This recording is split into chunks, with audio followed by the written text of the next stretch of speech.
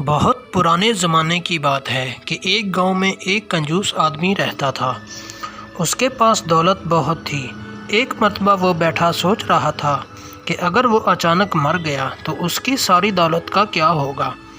میری ساری دولت اور زمین پر تو لوگ قبضہ کر لیں گے۔ اس کے خیال آتے ہی اس نے اپنی ساری دولت جمع کرنا شروع کر دی، یہاں تک کہ اس نے اپنی زمین بھی بیچ دی اور اس رقم کو سونے کے سکوں کی شکل میں جمع کر لیا اور اپنے گھر کے صحن میں دفن کر دیا، اور اس خیال سے مطمئن ہو گیا کہ اب اس کی دولت کو کوئی بھی خرچ نہیں کر سکتا۔ مگر اب اسے یہ پریشانی تھی کہ اب اس کی گزر اوقات کیسے ہوگی۔ اس نے لوگوں سے جھوٹ بولنا شروع کر دیا کہ اس کے گھر میں چوری ہو گئی ہے اور اس کا سارا مال چور لے گئے ہیں۔ اس کے پاس کھانے تک کے پیسے نہیں ہیں۔ لوگوں نے اس پر ترس کھا کر اسے کھانا دینا شروع کر دیا۔ اسے اور بھی مزہ آنے لگا۔ وہ سوچنے لگا کہ اب تو اسے کام کرنے کی بھی ضرورت نہیں، اب وہ اپنی باقی کی زندگی اسی طرح بسر کرے گا۔ اس کی یہ خواہش کافی دن تک اس کا ساتھ نہ دے سکی۔ ایک دن اچانک بہت تیز بارش ہوئی اور گاؤں کے گھروں میں پانی جمع ہونے لگا۔ اس کنجوس آدمی کے گھر کے صحن میں بھی پانی جمع ہونے لگا، تو اس نے اپنے صحن کی کھدائی شروع کر دی تاکہ وہ اپنے سونے کے سکوں کے گھڑے کو محفوظ کر سکے۔ مگر بارش اتنی تیز تھی کہ دیکھتے ہی دیکھتے پانی پورے صحن میں جمع ہو گیا۔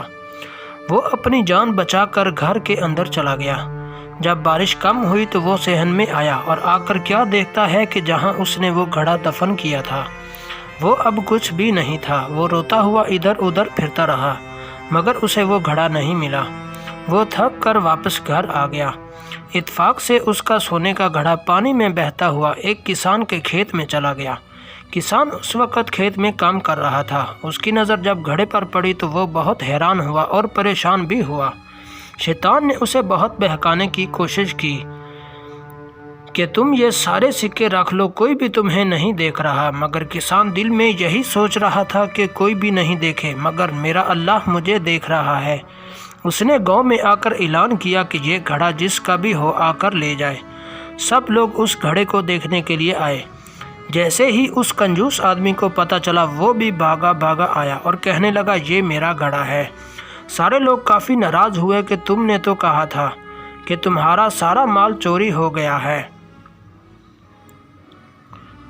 تب اس نے ساری بات لوگوں کو بتائی۔ سب نے مل کر یہ فیصلہ کیا کہ اس گھڑے کے آدھے سکے اس کسان کو دیے جائیں۔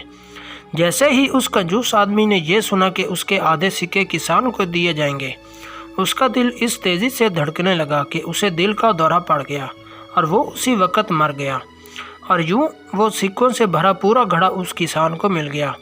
اس کنجوس آدمی کو اس کی کنجوسی کی سزا بھی مل گئی اور ایک ایماندار آدمی کو اس کی ایمانداری کا صلہ بھی مل گیا۔